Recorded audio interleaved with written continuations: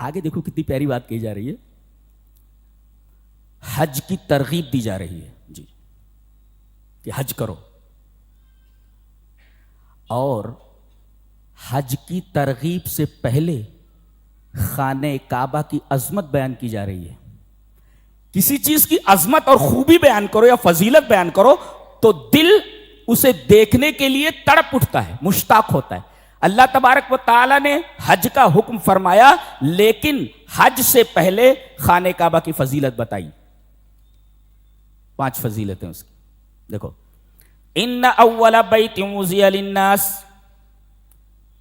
یہ دنیا کا پہلا گھر ہے جو صرف اللہ کی عبادت کے لیے بنایا گیا تھا. دنیا کو یہ خصوصیت ہے اس کی. ہے اس روئے زمین پر اللہ کی عبادت کے لیے جو سب سے پہلا گھر بنایا گیا وہ خانہ کعبہ ہے. اور کہا گیا کہاں ہے وہ؟ کوئی یہ نہ کہہ دے کہ فلاں جگہ ہے, فلاں جگہ, فلاں ہے. الذی ببکۃ, بکہ میں ہے. یہ بھی نبی کریم صلی اللہ علیہ وسلم کی نبوت کی ایک کھلی ہوئی دلیل ہے, اس لیے کہ مکہ کا پرانا نام بکہ ہے. یہ کیسے معلوم آپ کو؟ یہ کیسے معلوم ہوا کہ اس کا نام بکہ ہے؟ اس کا پرانا نام بکہ ہے, کیسے معلوم ہوا آپ کو؟ جبکہ پرانا نام بکہ ہے, تورات وغیرہ میں ہے, کیسے آپ کو معلوم ہوا؟ الذی ببکہ, یہ گھر ہے جو پہلے اللہ کی عبادت کے لیے بنایا گیا. کہاں ہے؟ پوائنٹ آؤٹ کر کے بتایا گیا, کوئی اور نہ سمجھ لے کہ کہیں اور ہے. وہ بکہ میں ہے, یعنی مکہ میں ہے, اور جس کا پرانا نام بکہ ہے. ایک صفت, پہلی مسجد. کوئی پہلی چیز بنے نا تو آدمی دیکھنا چاہتا ہے, یار کیا چیز ہے, دیکھا چاہیے کیسی چیز ہے, اشتیاق دلایا گیا. دوسرے مبارکن, یہ دوسری صفت ہے خانہ کعبہ کی, برکت والی. ایک نماز 1,00,000 نماز کے برابر ہے. اس سے بڑی برکت اور کیا ہو سکتی ہے؟ اس طرف سے طواف ہے, نمازیں ہیں جی, سعی بین صفا والمروہ ہے. ایک نماز 1,00,000 کے برابر. برکت کا کیا مطلب؟ برکہ النمو والازدہار, بڑھنا کسی چیز کا. تو بڑھ گئی, یعنی ایک نماز 1,00,000 نماز کے برابر ہو گئی, تو یہ برکت ہی ہے. وَہُدًى لِّلْعَالَمِينَ, اور تمام جہانوں کے لیے, تمام دنیا والوں کے لیے ہدایت ہے. کیا مطلب؟ پہلا مطلب تو یہ ہے کہ سارے لوگ, سارے مسلمان کعبے کی طرف منہ کر کے نماز پڑھتے ہیں. یہ ہدی للعالمین ہے. تمام دنیا کے لوگ, تمام دنیا کے مسلمان خانہ کعبہ کی طرف منہ کر کے نماز پڑھتے ہیں. اور ہدایت میں سب سے اعلیٰ درجے کی ہدایت کیا ہے؟ توحید ہے. جب یہاں سے لوگ جاتے ہیں تو دیکھتے ہیں کہ پورے مکہ میں, پورے مدینہ میں کہیں کوئی قبر پکی نہیں ہے, کہیں شرک کرنے والا آپ کو نہیں دکھے گا, سارے کے سارے موحد آپ کو نظر آئیں گے. تو سب سے بڑی ہدایت تو توحید ہے. تو یہ دنیا والوں کو وہاں جا کر معلوم ہوتا ہے, سب سے بڑی ہدایت یعنی توحید. یہ ہوا 3. چوتھے فیہ آیات بینات, اس میں کھلی نشانیاں ہیں. کھلی نشانیاں, جمرات, جہاں پر حضرت ابراہیم علیہ السلام نے شیطان کو کنکریاں ماری تھیں, اور حاجی اس کی اتباع میں کنکریاں مارتا ہے. مینا, آیت بینات ہے, یہیں پر لائے تھے حضرت ابراہیم علیہ السلام اپنے بیٹے کو ذبح کرنے کے لیے, آیت بینات. زمزم کا کنواں, آیت بینات.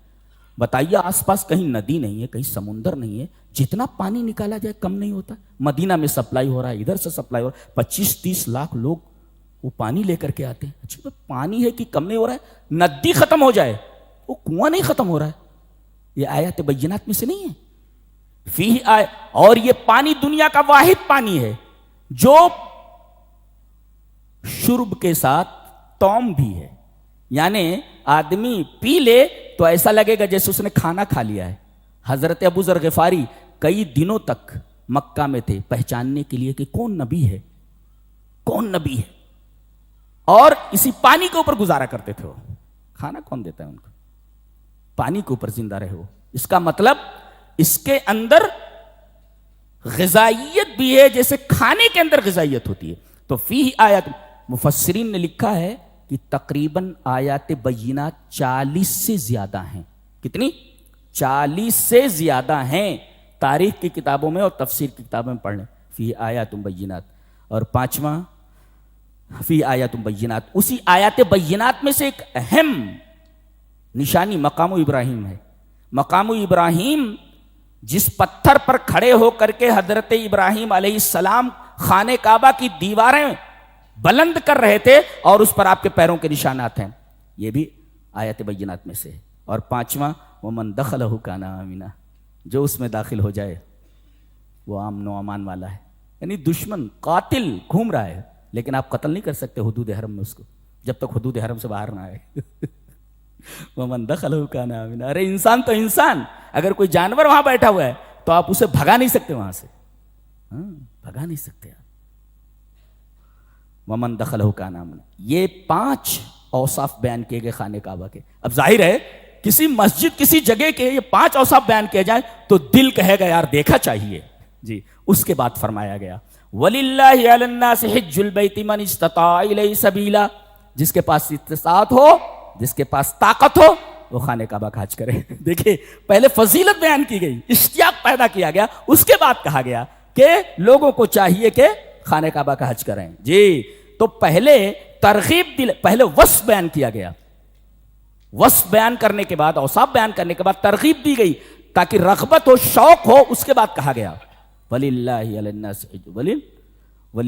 النَّاسِ حِجُّ الْبَيْتِ مَنِ اسْتَطَاعَ إِلَيْهِ سَبِيلًا. اور اتنا بڑا فرض ہے یہ کہ استطاعت رکھنے کے باوجود اگر کوئی نہ کرے وَمَنْ كَفَرَ فَإِنَّ اللَّهَ غَنِيٌّ عَنِ الْعَالَمِينَ، کفر کا لفظ استعمال کیا گیا. جی کفر کا لفظ استعمال کیا گیا.